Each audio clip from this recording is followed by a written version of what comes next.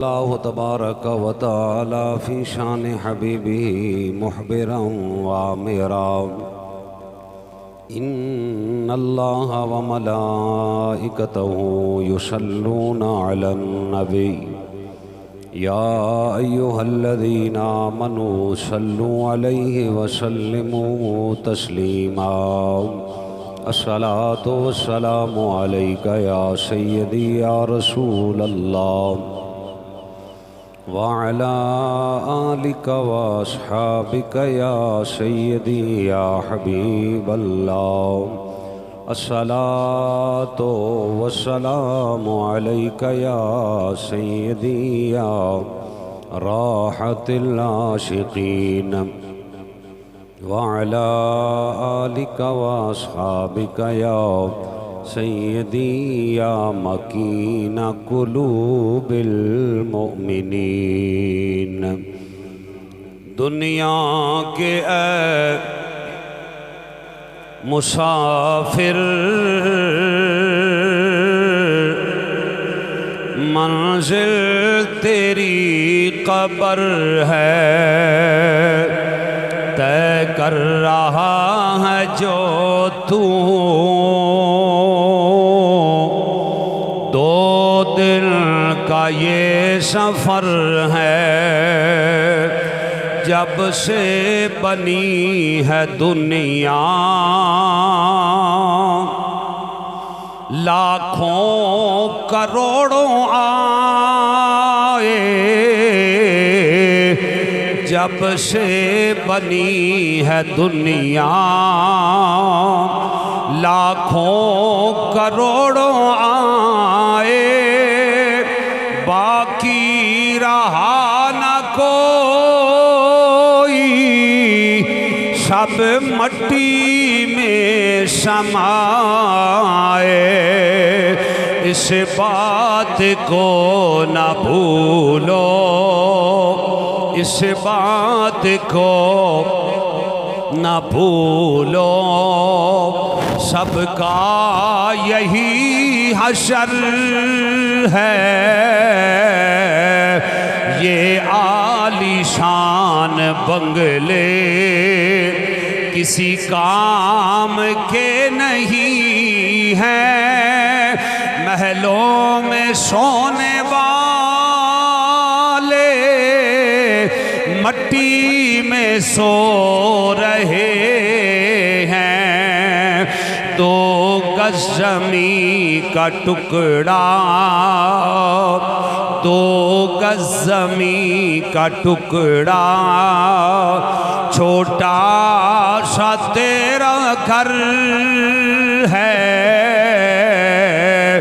हाथों से तूने अपने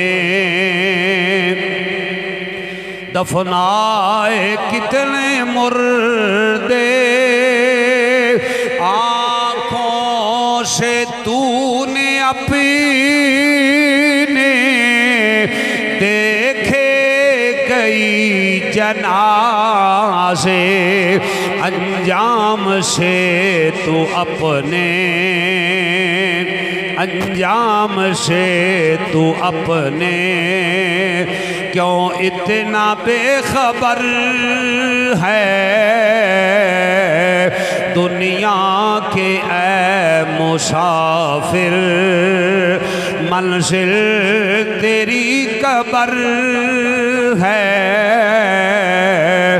तय कर रहा है जो तू। दो दिन का ये सफ़र है।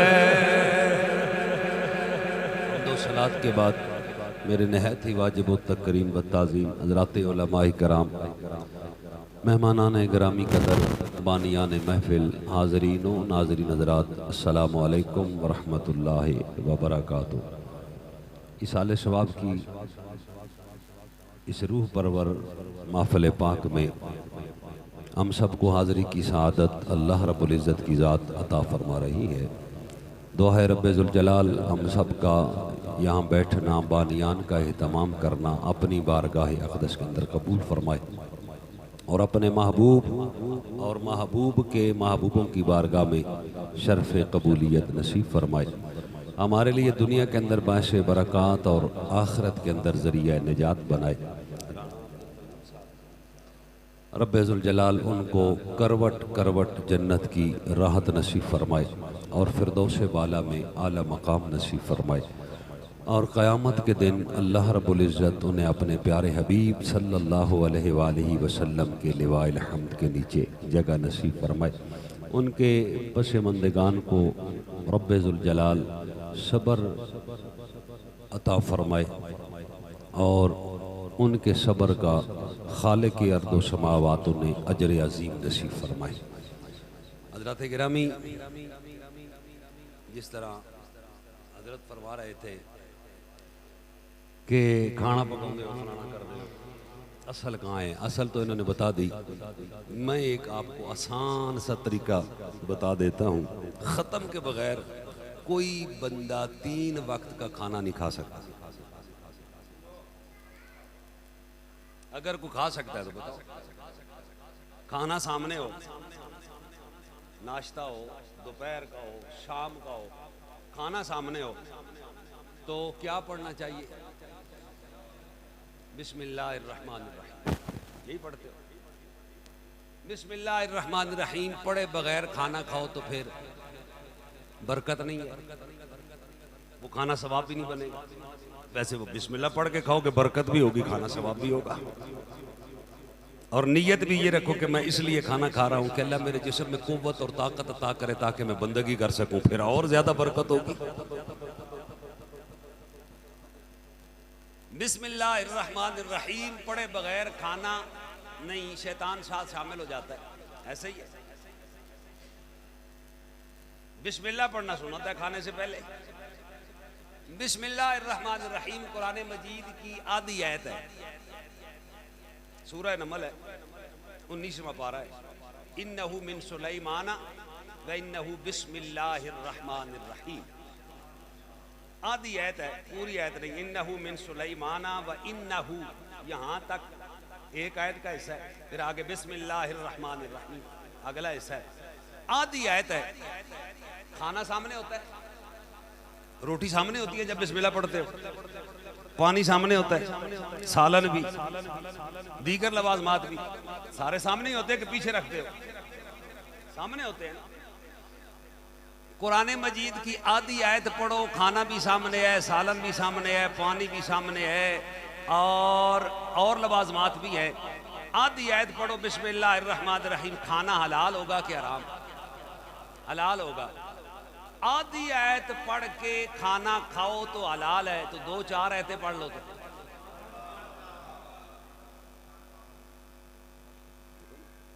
ये समझ के लिए है कि कोई बंदा जो कहता था कि ये जायज ही नहीं है, वो भी खत्म के बगैर खाना नहीं खाता। कुरान ही पढ़ा जाता है ना खत्म पे, कोई और चीज पढ़ी जाती है। तो बिस्मिल्लाहिर्रहमानिर्रहीम हर बंदा पढ़ के खाना खाता है। पता चला अगर आधी आयत पढ़ो तो खाना हलाल रहता है, तो 2-4 आयतें पढ़ो तो कुरान से कभी हराम नहीं होगा, हलाल ही रहेगा। अब फिर अगली बात है कि सवाब पहुंचता है कि नहीं पहुंचता। मुझे आप बताओ, कोई बंदा यहां किसी को गाली दे, बाप की, मां की, वो बंदा उसे माफ कर देगा? क्या करेगा? उसका गिरेबान पकड़ेगा। आगे से गाली देने वाला कह सकता है कि तेरे बाप को पहुंच गई है, तेरी मां को पहुंच गई है। अगर बुरा अमल बंदे को पहुंच जाता है ना, तो नेक अमल जरूर पहुंचता है। देखो ना, बाप कब्र में चला गया, बंदा यहां गाली देता है। गाली देना बुरा अमल है, अल्लाह महफूज फरमाए, बुरा अमल है, बुरा फेल है। लेकिन बंदा कब्र में है, गाली उसे यहां दी जा रही है, बंदा पकड़ लेता है, गिरेबान छोड़ता नहीं है, तूने मेरे बाप को गाली दी है। बंदा उससे पूछे भी गाली पहुंची है, गाली कैसे पहुंची है? अगर गाली बुरा अमल पहुंच जाता है तो याद रखो नेक अमल भी जरूर पहुंचता है। मेरे नबी ने फरमाया था, मल मय्यत तो फिल कब्र इल्ला कल गरीकिल मुतगव्विस। फरमाओ मरने वाला डूबने वाले की मानद होता है। मरने वाला डूबने वाले की मानद होता है। आपने देखे होंगे बंदे डूबते, अल्लाह माफ फरमाए, अल्लाह महफूज फरमाए, अपनी अल्लाह ताला पनाह में सबको रखे। बंदा डूब रहा हो तो अगर उसका हाथ किसी घास के तीले पर भी पड़ जाए ना, बंदा कहता है भाई बच जाऊंगा, सहारा मिल गया। हुजूर ने फरमाया मरने वाला डूबने वाले की मानद होता है। लेकिन ये याद रखिए, मेरे नबी का ये फरमान कभी कतई तौर पे नहीं है कि हर मरने वाला डूबने वाले की मानद होता है। ये भी याद रखना है, हर मरने वाला डूबने वाले की मानद भी नहीं होता।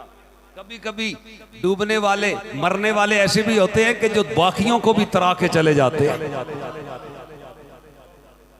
ये शहनशाह पाक पता ना हजरत बाबा फरीदुद्दीन गंजे शकर रहमतुल्लाह अलैह, इनके एक दोस्त थे हजरत हमीदुद्दीन अगोरी रहमतुल्लाह अलैह। दोनों दोस्त थे, फरीदुद्दीन भी और हमीदुद्दीन भी, दोनों दोस्त थे। बताने लगा कि हर मरने वाला डूबने वाले की मानद नहीं होता। एक दिन दोनों दोस्त बैठे, आपस में सलाह मशवरा बातें हो रही थी, गुफ्तगू हो रही थी। हमीदुद्दीन कहने लगे फरीदुद्दीन आज एक मुआहदा करते हैं, वादा करते हैं, मुआहदा करते हैं। कहा जी कौन सा? कहा हम दोनों में से जो पहले जाएगा ना, वो पीछे रहने वाले को बताएगा कि कब्र में अल्लाह ने उसके साथ क्या मामला फरमाया, अल्लाह ने उसके साथ क्या मामला फरमाया। जो पहले जाएगा वो बताएगा। फरीदुद्दीन कहने लगे बात बड़ी मुश्किल है। वो कहा मुश्किल तो है, लेकिन उसकी जात पर भरोसा भी तो है। कर मुआहदा। फरीदुद्दीन ने वादा कर लिया। कहा ठीक है भाई, दोनों में से जो पहले जाएगा दूसरे को पीछे रहने वाले को बताएगा। इत्तेफाक ऐसा था, फरीदुद्दीन पहले चले गए।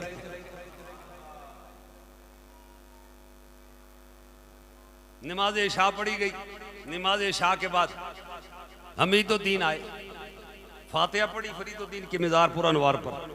फातिहा पढ़ने के बाद कहा फरीद पहले चला गया, एक वादा करके गया है, अब बता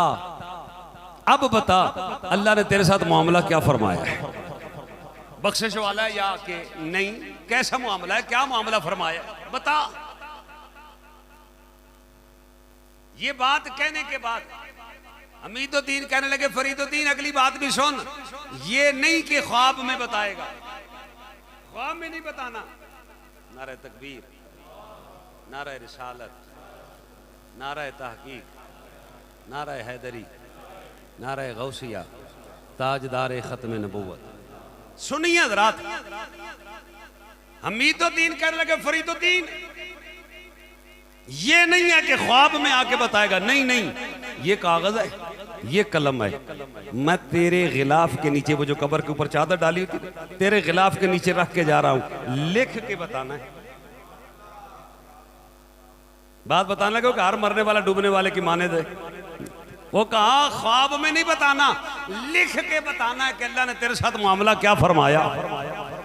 हमीदुद्दीन भी अनपढ़ नहीं थे, आलिम थे और वली अल्लाह भी थे, मुत्तकी परहेजगार भी थे, दीन को समझते भी थे। और फिर फरीद के हमअसर थे, फरीद के दोस्त थे। शान कितनी बड़ी मिली होगी, मकाम कितना होगा। किसको कह रहे हैं? कब्र वाले को। किसको कह रहे हैं? कब्र वाले को। क्या लिख के बताना है? पता नहीं था, बंदा तो मर गया। 3 दिन पहले हमने अपने हाथों से कब्र में दफनाया, 3 दिन बाद फिर ये कैसे बताएगा? सवाल तो बनता है ना। ये तो मर गया, मरा हुआ है। पता चला मरना और है, जहान बदलना और है। नियाजी ने बड़े पते की बात की, कहता है साकी दाते कम में वंडीना, कोई पीवे या ना पीवे, ओ नहीं करदा कदी खैर दे तरीले, ओ जिदा दिल पर राजी थी वे, साकी दाते कम में वडीना, ओ कोई पीवे या ना पीवे, ओ नहीं करदा कदी खैर दे तरीले ओ जिदा दिल पर राजी थी वे सोना आप जगावे ओ कदी नहीं बुझदे दीवे ते ओ नहीं मरदा फिर नयाजी ओ जेड़ा यार दा हो के जी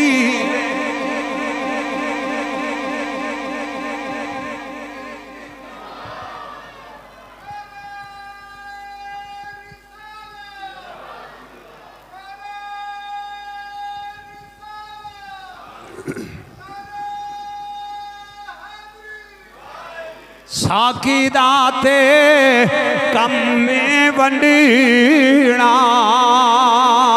हो कोई पीवे या ना पीवे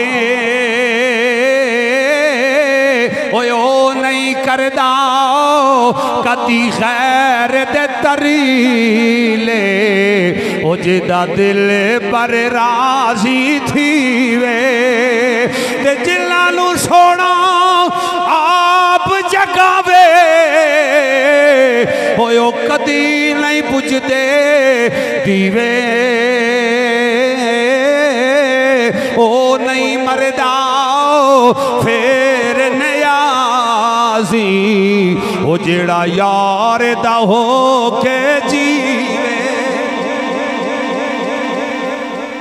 ओ का ख्वाब में नहीं लिख के बताना है, कागज कलम रख के जा रहा हूं, सुबह आऊंगा, सुबह आऊंगा, लिख के बताना है। हजरात रात गुजरी, सुबह हुई,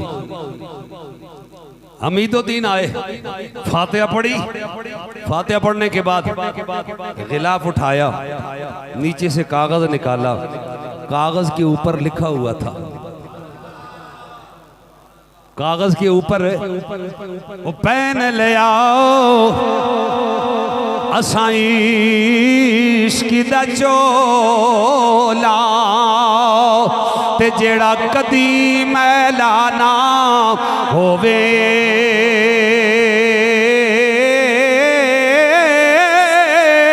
ओ पेन ले आओ असाई इश्क दा चोला ते जेड़ा कदी मैला ना होवे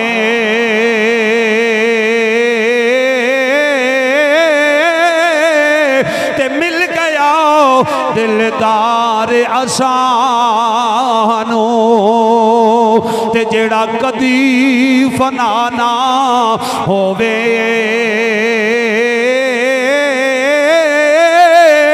ते वेख लिया हुस्न हकीकी ओ जेड़ा कदी जुदा ना होवे आज़म इश्क नमाज ओनीती ते जेड़ी कदी कज़ा ना हो।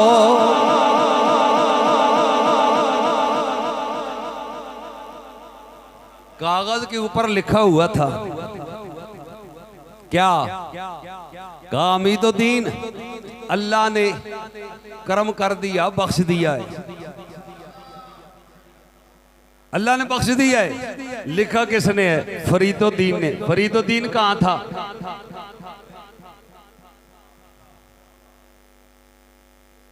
हो सकता है ये बात आपने याद रखनी है, हो सकता है किसी के ज़हन में ख्याल आए कि बाबे दी गल सुना गए, क्योंकि ये भी बड़ा मसला है ना कि बाबे की बात सुना गए, कोई और तो उसने दलील नहीं दी, चलो सहाबी से दलील ले लेते कि बंदा कब्र में किस हालत में होता है। हुजूर की बारगाह में सैयदना फारूक आजम बैठे थे और जिस किताब का लोग हवाला में देते हैं ना, वो 11वीं वाला पीर रफ़ा यदैन करदा सी, ये उसी बात किताब की बात करने लगा। हुजूर की बारगाह में सैयदना फारूक आजम रज़ी अल्लाह तआला अन्हु बैठे थे। आका करीम ने फरमाया, उमर आज एक सवाल का जवाब दे, आज एक सवाल का जवाब दे। अर्ज की आका वो कैसा सवाल है कि सवाल करेगा नबियों का नबी और जवाब देगा उमर।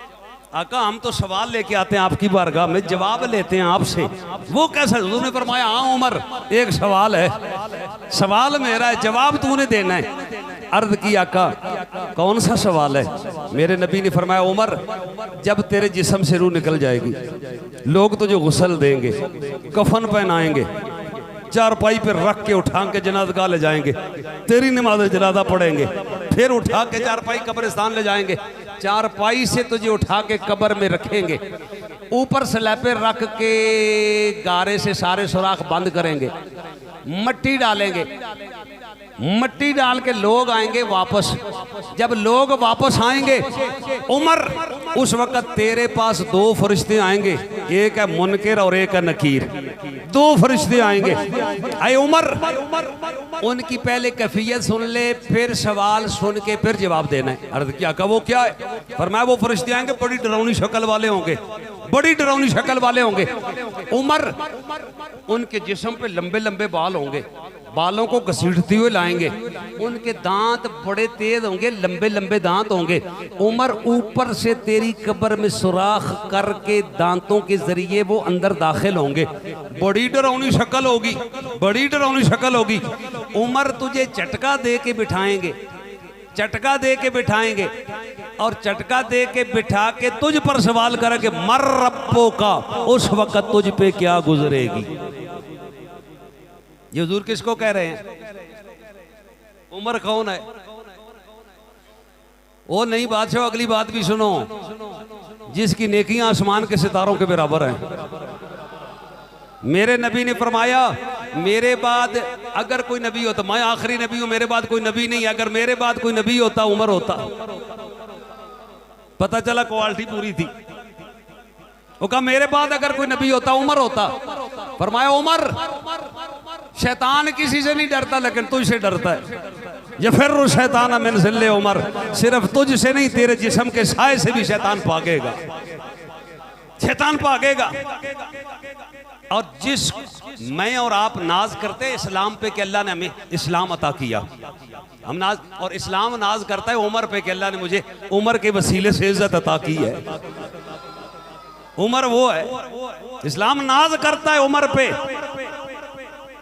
अल्लाहुम्मा आज़िल इस्लाम बि उमर इब्न अल-खत्ताब, ये दुआ मेरे आका मांगा करते थे। वो उमर, मेरे नबी उन्हें क्या फरमा रहे हैं? उमर, वो फरिश्ते जब झटका दे के बिठाएंगे सवाल करेंगे मर रब्बो का। उमर कह सकते थे आका मरे हुए से सवाल, मरे हुए को बिठाना, मरे हुए को आका वो सवाल करेंगे, बिठाएंगे, झटका देंगे, डरावनी शक्ल बता रहे हैं, मैं तो मरा हूंगा, मुझे मेरी तरफ से डरावने हो जैसे हो, मुझे कोई परवाह नहीं क्योंकि मैं तो मर गया। सवाल बनता है ना। उमर ने बताया वो नहीं, बंदा मरता नहीं है, जहान बदलता है। बंदा मरता नहीं है, जहान बदलता है। वो मरता नहीं है, जहान बदलता है। अगर मरा हुआ बंदा हो ना तो हज़रात अकेला बंदा भी उठा के उसको जाके गड्ढे में फेंका है, फिर गुस्ल देने की जरूरत क्या है, कफन पहनाने की जरूरत क्या है, खुशबू लगाने की जरूरत क्या है। और फिर अगली बात सुनिए, लोग कहते हैं बाबे देते क्या हैं, ये भी बात में चलती है। वो मैं कहा करता हूँ नहीं, बाबे कब्र में बाद में जाते हैं, तेरे 40 कबीरा गुनाह पहले माफ करके जाते हैं। जिसको आपने कंधों पे उठाया वो दाता साहब नहीं है, वो बाबा फरीद नहीं है, वो गरीब नवाज नहीं है, सिर्फ कलमा पढ़ने का एतबार से कलमा पढ़ा। पता नहीं आगे मामला कब्र में इसके साथ क्या होगा, कब्र जन्नत का बाग बनेगी या दोज़ख का गड़ा बनेगी, पता नहीं है, सिर्फ मुसलमान है। तो मेरे नबी ने क्या फरमाया, 10-10 कदम जनाजे को कंधा दे के चलो। कितने? 10-10 कदम चलो, 4 पायों को कंधा दो, कितने कदम हो गए? 40। आका कंधा देंगे मिलेगा क्या? वो फरमाया कबीरा गुनाह। कबीरा गुनाह वो हैं जो बगैर तौबा के माफी नहीं। ये सुन, बगैर तौबा के माफी नहीं। वो कहा तू मुसलमान की मैयत को कंधा दे, मुसलमान की मैयत को कंधा देगा, 40 कदम चलेगा, अल्लाह तेरे वो गुनाह माफ करेगा जो बगैर तौबा के माफ नहीं होते। वो तो कब्र में बाद में जाएगा, तेरे गुनाह पहले माफ कराएगा। जो कहते कर कुछ नहीं सकता, ये कर तो रहा है, ये मुर्दा ही तो कर रहा है। मुर्दा नहीं कर रहा, मुर्दा ही तो कर रहा है। अब सुनिए, सैयदना फारूक आजम कह सकते थे आका मैं तो मर जाऊंगा, मुझे क्या जरूरत है वो कैसे आए, कैसी शक्ल वाले हों, कैसे झटका दे, मुझे तो जरूरत ही नहीं है सोचने की, क्यों मैं तो मर गया। नहीं, मेरे नबी के सामने उमर ये बात नहीं कह रहे, क्यों? जानते थे कि बंदा मरता नहीं है, वो जान बदलता है। बंदा मरता नहीं है, जान बदलता है। सुनिए हज़रात, सैयदना फारूक आज़म रज़ी अल्लाह ताला ने अर्ज़ की आका एक मेरा सवाल है, उसका जवाब अनायत फरमाएं आप, फिर आपके सवाल का जवाब दूंगा मैं। हुजूर ने फरमाया वो कौन सा सवाल? अर्ज़ की आका मुझे जरा ये बताएं, जब ये कैफियत होगी फरिश्ते आएंगे, फटका दे के बिठाएंगे, सवाल करेंगे, आका जी इरशाद फरमाएं जैसे आज ईमान मेरे दिल में मौजूद है उस वक्त भी ईमान होगा। लो जी बादशाह, इतने लोग बैठे हो, कोई बंदा हाथ खड़ा करके कहे मेरा सवाल है आपसे कि यार जब ये वक्त आएगा, वक्त तो आना है ना सब पे, जब ये वक्त आएगा उस वक्त ईमान मेरे पास होगा, कोई बंदा बताए? नहीं नहीं। उमर क्या पूछ रहे हैं? उमर क्या पूछ रहे हैं? हाय हाय कमाल हो गई। नीची नजरें कुल की खबरें, नीची नजरें कुल की खबरें, हर अंदाज निराला है। नीची नजरें कुल की खबरें, हर अंदाज निराला है। जाहिर बातिल देखने वाला मेरा कमली वाला है। जाहिर बातिल देखने वाला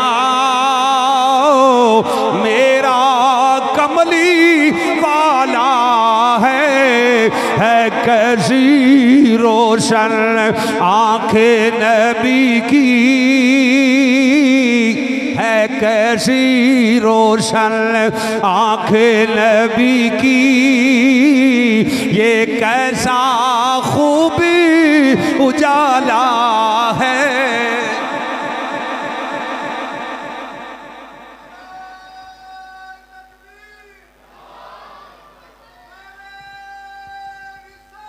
सारे बोलो, सारे बोलो।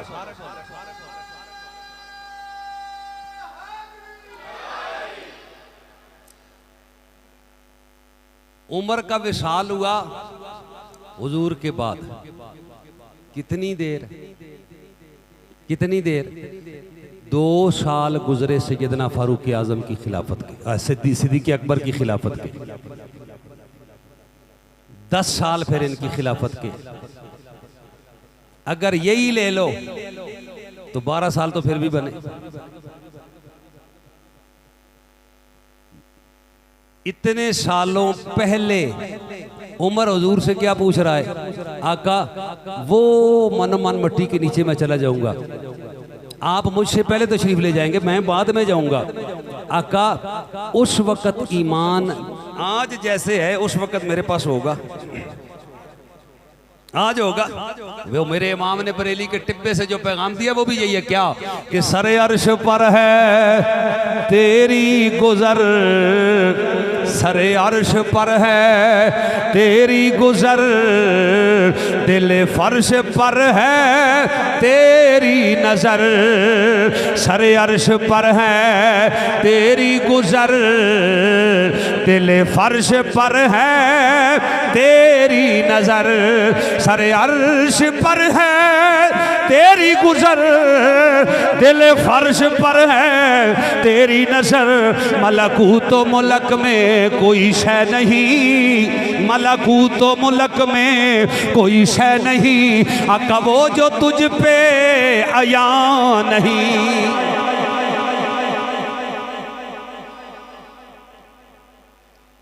हुजूर ने ये नहीं कहा उमर मुझे तो पता ही नहीं है कब्र में क्या होता है क्या नहीं होता। ये नहीं कहा। उमर का अकीदा भी पता चला है कि मेरा नबी जानता है कब्र में अपने हर उम्मती की वो वाली घड़ी को जानता है। चलो ये तो बात ठीक है, कब्र वाली बात तो पूछ ली, लेकिन अगली बात इससे भी मुश्किल है। क्या? दिल में जो ईमान होता है उसका मामला किसी को पता नहीं चलता कि चलता है। नहीं जी, तौबा करो। ईमान की क्या कैफियत है? और ईमान कम भी होता है, बढ़ता भी रहता है, ये भी हदीस पाक का मफ़हूम है। अब उमर क्या कहते हैं? मन मन मट्टी के नीचे चला जाऊंगा। और बात किसकी पूछ रहे हैं? वो जो दिल के अंदर है, वो जो दिल के अंदर वाली बात। ईमान दिल के अंदर होता है, अंदर वाली बात पूछ रहे हैं। आका वो मन मट्टी के नीचे उमर जाएगा, झटका दे के बिठाएंगे। आका उस वक्त वो जो अंदर वाली चीज है ईमान मौजूद होगा। लो जाओ जरा चिश्ती की जुबान सुनो। चिश्ती कहता है इसलिए हमारा अकीदा है ना कि ऐसा कोई महबूब न होगा न कहीं है, ऐसा कोई महबूब न होगा न कहीं है। कैसा बैठा है चटाई पर मगर से नशी है, ऐसा कोई महबूब न होगा न कहीं है। बैठा है चटाई पर मगर से नशी है। और मिलता नहीं क्या क्या दो जगह को तेरे दर से, एक लफ्ज नहीं है, एक लफ्ज नहीं है जो तेरे लब पे नहीं है।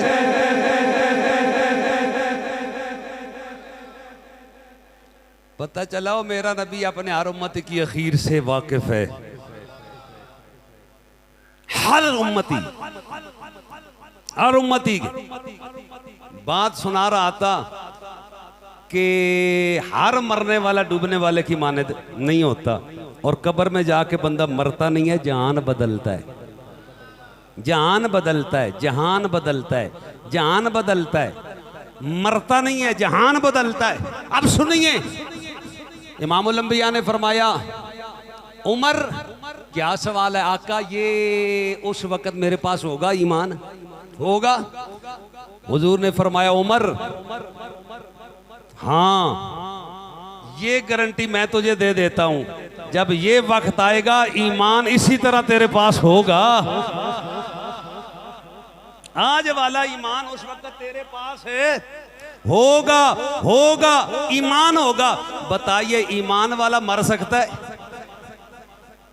वो ईमान वाला मर सकता है? नहीं नहीं, हो ही नहीं सकता। ईमान बंदे को मारने नहीं आता, ईमान बंदे को बादशाह अजीम जिंदगी अता करने आता है, मारने नहीं आता। सैयदना फारूक आज़म ने जब ये अब गारंटी मिल रही थी, यहां मिल गई गारंटी कि ईमान होगा, सैयदना फारूक आज़म मुस्कुरा पड़े, मुस्कुरा पड़े। मुस्कुरा के पता क्या कहते हैं? आका अगर ईमान मेरे पास होगा ना यही वाला, आका फिर टेंशन नहीं है, उन फरिश्तों को जवाब भी आपका गुलाम फिर दे लेगा। हाय हाय, सुनिए जरा बरेली के इमाम का पैगाम।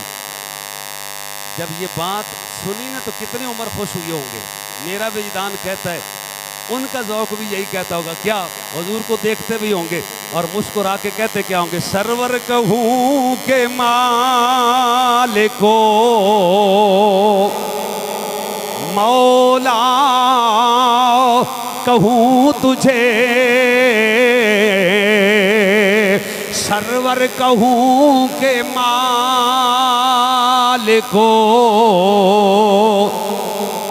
मौला कहूँ तुझे बाग़े खलील का गुले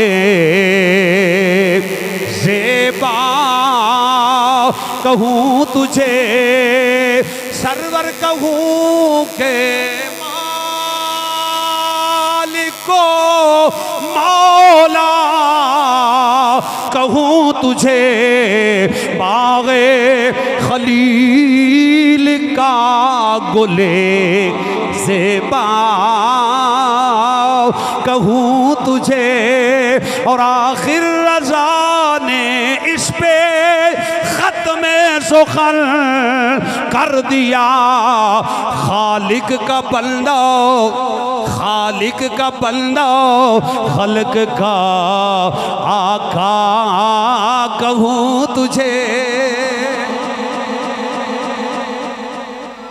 अब दलील मिल गई आका करीम के अजीम फरमान से कि बंदा कब्र में मरता नहीं। अब जरा चलिए पाक पतन के टिब्बे पे वो जो बात मैंने शुरू की थी, कागज पे लिखा हुआ था हमीदुद्दीन, अल्लाह ने बख्श दिया है, अल्लाह ने बख्श दिया है, अल्लाह ने बख्श दिया है। पढ़ के ना बड़े खुश हुए। अगली बात एक और भी लिखी हुई थी, वो क्या थी? वो कहा हमीदुद्दीन हो सकता है तो अनपढ़ तो है नहीं ना, तू फिर अगला सवाल ना कर दे, अगले सवाल का बगैर पूछे ही तुझे फरीद जवाब दे देता है। कहा वो क्या है? कहा बख्श तो दिया अल्लाह ने, मैंने लिख भी दिया। अब सवाल ये बनता है कि अल्लाह ने किस अमल की वजह से करम फरमाया? अमल सारे ही अच्छे होते हैं, लेकिन कोई एक अमल ऐसा होता है, एक अमल ऐसा होता है जिसकी वजह से अल्लाह करम कर देता है। वो जुबैदा हारून रशीद की बीवी बड़ी नेक सीरत खातून थी, नेक सीरत खातून थी। इनको किसी साहिब नजर ने बाद में पूछा, मरने के बाद अल्लाह ने क्या मामला फरमाओ? कहा अल्लाह ने बख्श दिया। कहा किस वजह से? वो जो बगदाद से अरफात तक नहर हाजियों के पानी के लिए खुदवाई थी, उस वजह से। कहा नहीं अमल वो भी अच्छा है, लेकिन उसकी वजह से नहीं। कहा किस वजह से? वो जो बगदाद के बाजार में सोने के सिक्के तकसीम किया करती थी, उस वजह से। वो कहा नहीं अमल वो भी अच्छा है, लेकिन उस वजह से नहीं। वो कहा हर वक्त तेरे घर में महल के अंदर 300 हाफिजा लड़कियां कुरान पढ़ती रहती थी 24 घंटे, इस अमल की वजह से।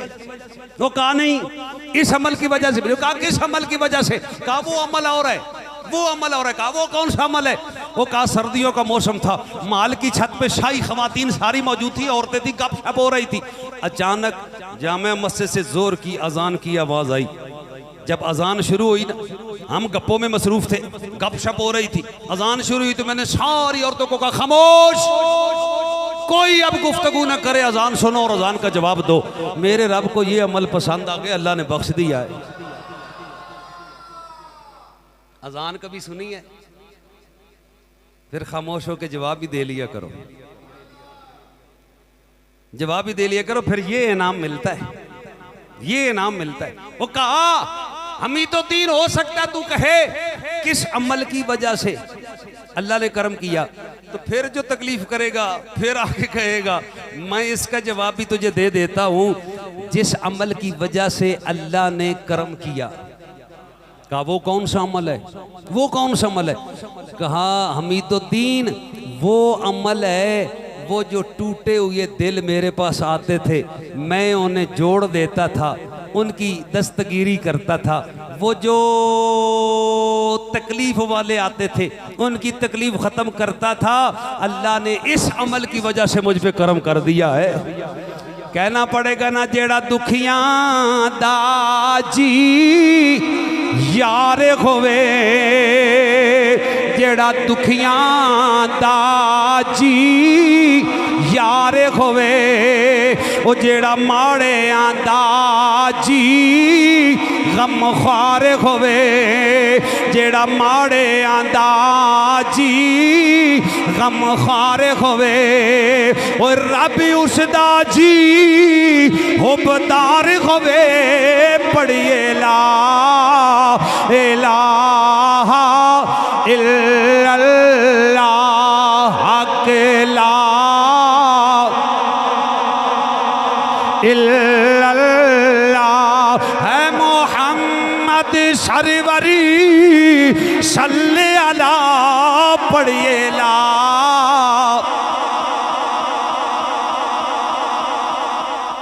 आखिरी बात सुनिए हजरात, खत्म भी तकरीबन समझ आ गई होगी। मरने वाला डूबने वाले की मानद होता है। इस हदीस को थोड़ा आगे सुन लो। हुजूर ने पूछा आका, सहाबा ने पूछा आका मरने वाला डूबने वाले की मानद होता है, फिर कहा यंतज़िर, वो इंतजार करता है। वो क्या करता है? इंतजार करता है। यहां भी सवाल तो बन सकता है ना, मरा हुआ किस चीज का इंतजार करता है? इंतजार तो जिंदे करते हैं, इंतजार जिंदा करता है, मरा हुआ नहीं करता। लेकिन ये सही हदीस है। हुजूर ने फरमाया यंतज़िर, वो इंतजार करता है। आका किस चीज का? किस चीज का इंतजार करता है? इसीलिए याद रखिए, मेरे नबी ने इसीलिए फरमाया। लोग कहते हैं मर गया बस खत्म, ना ना। और हुजूर ने फरमाया कब्र के साथ टेक ना लगाओ, कब्र के साथ ना ना, ये मसला याद रखो। कब्र के साथ टेक नहीं लगानी, कब्र के ऊपर बैठना नहीं। आका क्यों? क्यों? फरमाया कब्र वाले को तकलीफ होती है। पुराना कब्रिस्तान है जी, उसकी कब्र पे तो बैठ जाना चाहिए ना। नहीं, कब्र पे नहीं बैठ सकते, पुरानी हो या नहीं हो। मेरे नबी का वाज़े फरमान है जिसका मफहूम ये, हुजूर ने फरमाया ना कब्र पे बैठा करो ना कब्र के साथ टेक लगाया करो, कब्र वाले को तकलीफ होती है। और हुजूर का जो फरमान है ना इस पर बड़ा सख्त है। हुजूर ने फरमाया ओए अपना ठिकाना जहन्नम में क्यों बना रहा है, ना टेक लगा, हट। ये फरमान मौजूद है। हाँ कब मर गया फिर वो कहा नहीं हो, नहीं मरता नहीं है, जान बदलता हो। यंतज़िर, इंतजार जो कर रहा है, किस चीज का इंतजार कर रहा है? मरा हुआ भी कभी आका किस चीज का इंतजार करता है? फरमाया दावतहू, वो इंतजार करता है दुआ का। वो इंतजार करता है दुआ का। किसका? दुआ का। आप कहते हो दुआ ही कुछ नहीं। वो मेरे नबी ने फरमाया 40 मुसलमान यहां जमा होकर दुआ करें, सबकी दुआ कबूल होती है। नमाज जनाजा में 40 दुआ है ना, 40 लोग जमा हो जाएं, जहां 40 लोग दुआ करें वो दुआ कबूल होती है। इतने लोग बैठे जिनके लिए दुआ करोगे क्या कबूल नहीं होगी? उन्होंने फरमाया दावत, वो इंतजार करता है दुआ का। आका किन की दुआ का? फरमाया अबिन औ अमिन औ अखिन औ सिद्दीकिन। फरमाया वो इंतजार करता है मेरा बाप, मेरी माँ, मेरे भाई, मेरे रिश्तेदार, मेरे दोस्त यार मेरे लिए दुआ का तोहफा भेजें। हमें दर्द दिया जाता है, दुआ है ही नहीं। वो दुआ है, दुआ है। नबी भी दुआ करते रहे, रब्बना गफिर ली वले वालिदैया वलिल मुमिनीना यौम यकूमुल हिसाब। एक और नबी भी दुआ करते रहे, यही सारे नबी करते रहे, लेकिन कुरान ने एक और दुआ भी नबी की है। हजरत नूह अलैहिस्सलाम दुआ करते थे, रब्बना गफिर ली वले वालिदैया वले मन दखल बैती मुमिनम वलिल मुमिनीना वल मुमिनात। भी तो दुआ है, ये भी तो दुआ है ना।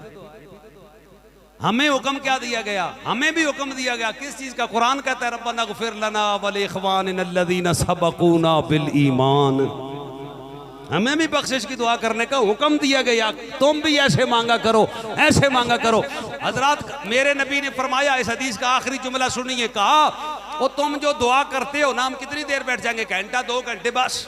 वो कहा तुम जो दुआ करते हो ना, ये अल्लाह इसे थोड़ा नहीं रहने देता, इस दुआ को थोड़ा नहीं रहने देता।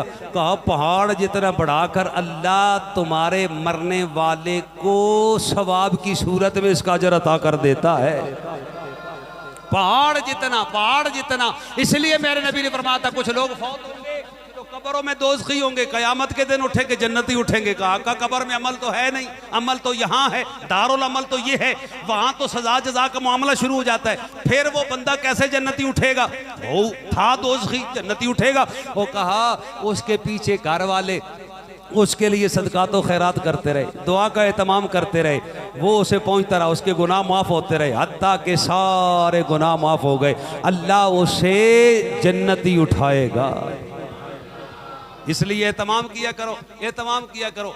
जब भी खाना सामने रखो बिस्मिल्लाह तो पढ़नी है ना, बिस्मिल्लाह पढ़ो, लुकमा मुंह में डालो, दिली भी दुआ कर लो, रब्बुल आलमीन इस बिस्मिल्लाह और इस खाने के सवाब में अपने सारे फौत शुदगान को बख्शता हूँ, कबूल फरमा। खाना भी खाओ, 3 टाइम में दुआएं बख्शिश भी करो, दुआएं मगफरत भी करो।